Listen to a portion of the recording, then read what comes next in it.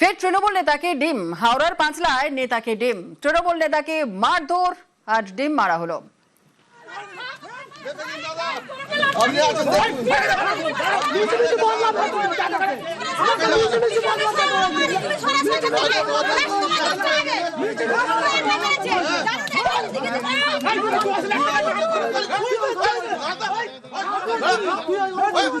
ক্ষিপ্ত জনতা হাওড়ার পাঁচলায় তৃণমূল নেতাকে ডিম মারলো।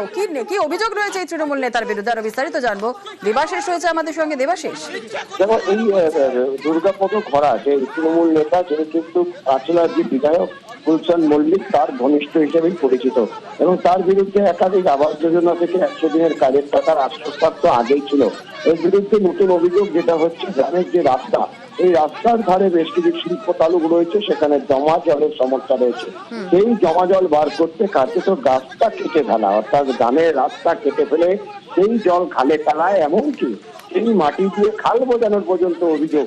এই অভিযোগ দীর্ঘদিন ধরে ছিল। গতকাল যখন নিজে দাঁড়িয়ে থেকে এই দুর্গাপদ ভরা সেই রাস্তা কাটানোর কাজ করছিল, এই সময় উত্তেজিত গ্রামবাসীরা কাছে তাকে ঘিরে ধরে, তাকে ধরে বিক্ষোভ এবং পরবর্তীকালে মারধর দেশ ফেরাতে চলে। ধন্যবাদ।